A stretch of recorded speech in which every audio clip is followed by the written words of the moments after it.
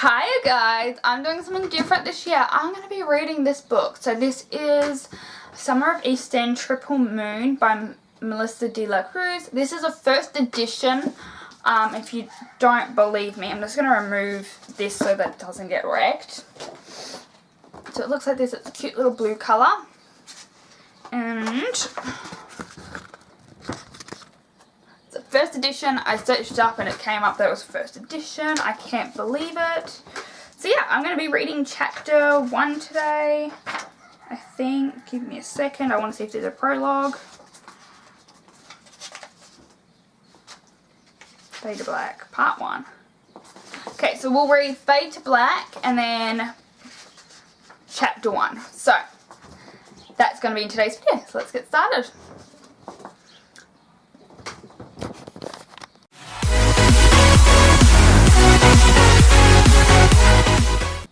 Fade to Black.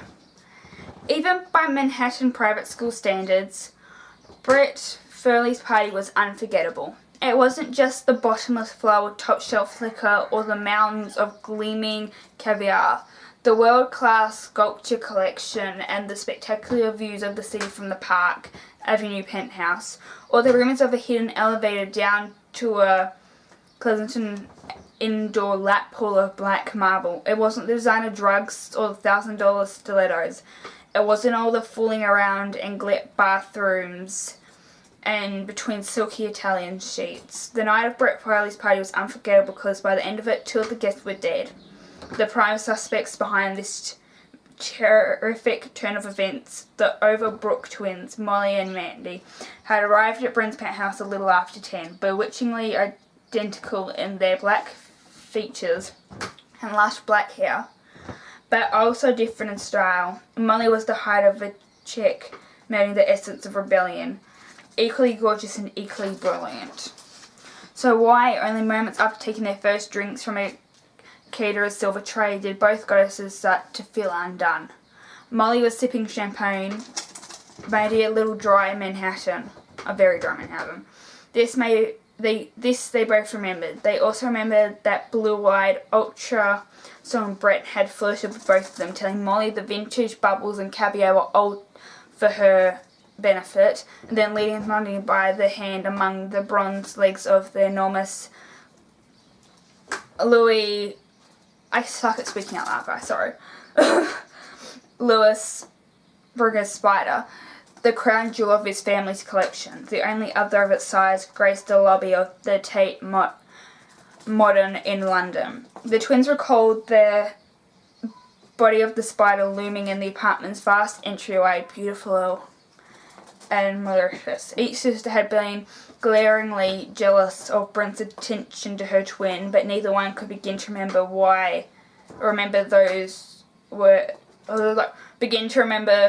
where those attentions had led.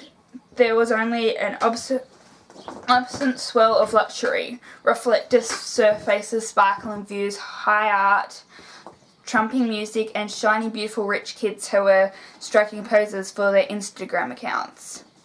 Gossiping, drinking from priceless crystal, and falling down wasted onto one another. The Overbrook girls were very much part of this ruling scene, but they were apart from it as well. My dog disappeared. Because Molly and Mandy weren't simply pretty and privileged, they were supernatural, with supernatural instincts. The twins could tell something was up that night, something more than just Upper East Side private school mischief. They had found themselves too spellbound to investigate. Was it in their drinks or a deep correlation to the atmosphere? If you had asked them at the party if they thought it would end in carnage, they would have laughed, but not wholeheartedly. They would have let out tinkling, nervous laughs that omitted suspicion. But suspicion of what? Of whom? The last thing Molly remembered before blacking out was the sound of Brett's sexy whisper in her ear. "This is all for you, Molly," he was saying. "Every flower petal, every flute, every ivory caviar spoon." Only she didn't want to believe him because she had just seen him with her twin, probably telling Mandy the same thing. The last thing Mandy recalled was the bronze underbelly of the giant spider. Brent was telling her it was called Marmon because the artist believed the spiders were protective and benevolent. "You're the only girl here who could possibly get the reference," he whispered. His arm rested on her shoulder. "You love spiders, don't you, Mandy?" She managed to say, "Yeah, spiders are cool." Then her memory went blank. The next morning, the legendary Overbrook twins stared at each other across the kitchen table through raccoon eyes. Neither one of them had taken off their mascara. They were still in their rumpled party clothes. Molly in her cocktail dress, Mandy in her torn black jeans. Somehow they had managed to order coffee and eggs online from the diner down the street. They were too spent to start their usual argument about whose fault it was eggs were over easy instead of sunny side up, and who had been stupid enough to order whole wheat toast instead of sourdough. Somehow there was no energy for fighting. When they finally managed to speak, they sighed in union. "What happened last night? What the..." Then they sunk silently into their breakfast, each straining to remember the previous night. It was several hours before they got the news. Number 1, thrift shop. I'm just only going to read chapter 2.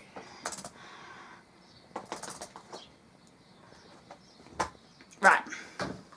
Mandy Overbrook shifted into fourth gear on the highway, gunning to pass what had yet to be another banker's kid in a brand new black Ferrari. She belted along till Macklemore, singing about the $20 in her pocket, her car vibrating to the powerful beat as it dusted the ultimate Hamptons. Douchemobile sucker had probably paid extra for automatic because he never learned how to drive stick shift? Automatic because he never learned to drive stick. Her own car was a Ferrari too, but it was far from new. A 1972 red convertible Dota that had lived many lives. It didn't look anything like Banker Boy's car. She didn't look anything like his preppy girlfriend either. Mandy had a rainbow tattoo that circled her neck like a python and an emerald-studded barbell through the tip of her tongue, which she sucked out at the astonished driver as she blurred by him, screaming along to her favourite song. At the light, she glanced down her phone, which was sitting face up on the ebony leather passenger seat. Her social media feed was flowing in a steady stream, showing the streets and interiors of the city she was leaving behind. Unlike the majority of the stuck-up kids at her stupid prep school, she was getting the posts of sunset in Bassoon or cocktail parties in Nantucket. No, her feed was full of real stuff from after-hours clubs all over the quadrants of New York City, places without names or defined locations, places that appeared and disappeared in water towers and in abandoned flea-bag motels, places she called home because she travelled there in a manic rebel pack that she called family. The pictures were of passed-out teens staggering into the daylight like disorientated moths, teens in various states of undress. She smiled down as they migrated across her phone screen. Her tribe. She adjusted the strap of her vintage leopard skin push-up bathing suit bra, which she was wearing with a pair of threadbare rhinestone-encrusted denim shorts. The outfit had been left decades ago in the back of a closet by one of Dad's girlfriends from his Studio 54 days. There was great stuff to be prolonged from Dad's past in the Overbrook loft in Greenpoint, if you knew where to look.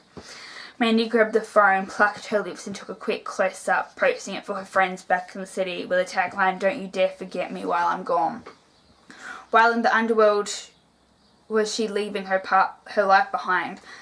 Could someone please remind her? Oh yeah, she was leaving her life behind to spend the summer babysitting in a sleepy town lost somewhere on the east end of Long Island, with her princess of a twin sister, Molly, no less.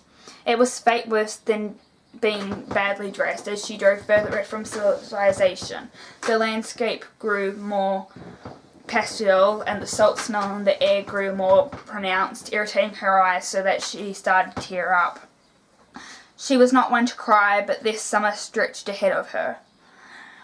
An endless ribbon of small-town boredom with a depressing prospect. She hadn't even arrived in Northampton, and she already felt trapped. Mandy Overbrook hated feeling trapped. She gritted her teeth, shifted into fifth gear, and turned the music up, determined not to admit defeat. If she was going to live for the summer in Northamptonshire, Northampton, then she was going to make Northampton worth living in. A post popped up on her phone which she instantly knew was from her twin, not only because it was a very artistic shot of some sand dune complete with endangered scrubs and pencil-looking seagull that Molly had surely stopped to catch along her route, typical Princess Molly, but because of the pink gold ring rolling over the image and hanging like soft taffy across the screen. This was what young witches did lately to wink at one another through cyberspace. They overlaid their static posts with moving images visible only to their kind. Everyone had a simple, like, living emoji. There were waxing and waning moons, twinkling stars, beating hearts, all sorts of romping mythical creatures. It was a tribal thing. And tribes were the whole part of social networking, right? Molly and Mandy had always had the rose gold ring, sumptuously carved with a diamond-back pattern floating through their posts, but only the two of them could see it. They had other images for sharing with the general witch population. Maya used a vulturing rainbow, Molly a galloping thoroughbred horse. Only to each other did they make the golden ring visible. They never talked about it, but that's how it was. So when Mandy sent the image of her red lips out into the world, Molly alone would notice the symbol of their sisterhood flying across the screen, while the rest of Melbourne's witches would see a snaking rainbow, and the general population saw nothing but a cherry red pout and a hint of leopard and lace. Normally, this notion that she shared something unique with Molly wouldn't faze Mandy, but it was no big deal. A stupid twin thing, but today she had admitted that she found it a little bit comforting that as she left the known world, there was someone, even if that someone was the most irritating person in the universe, who was truly on her wavelength.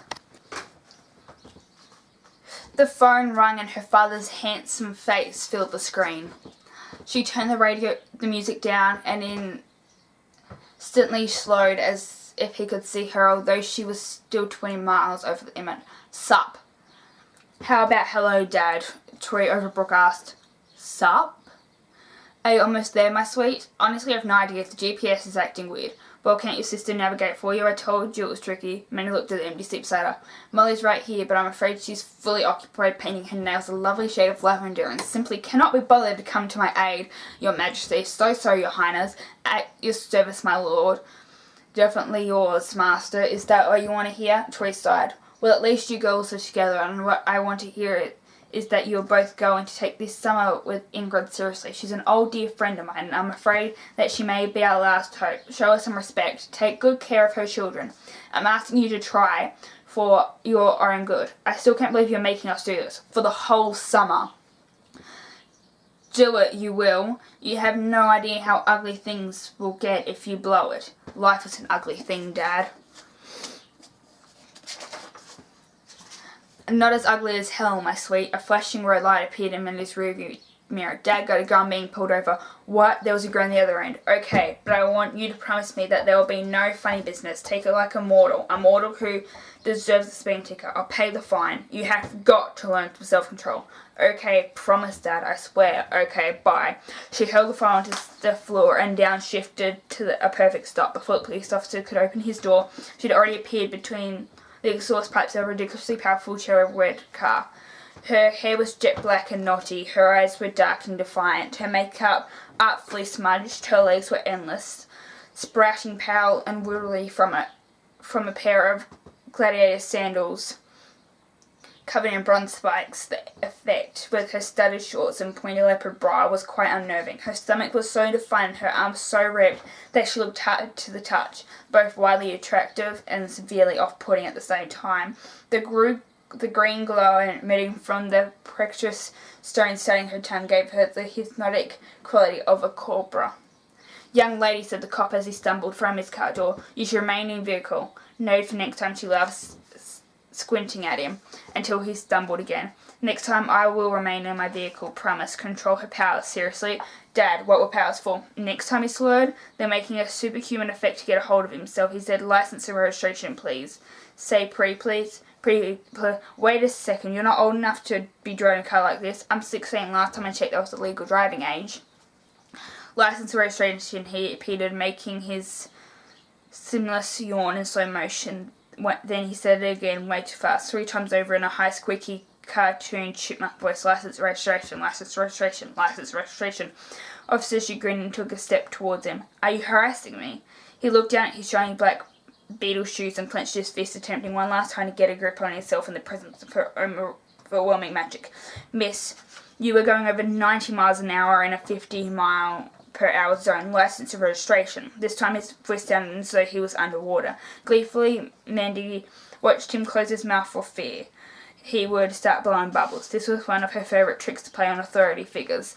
To fill their mouths with so much saliva that they became terrified of becoming human soap bubble wads.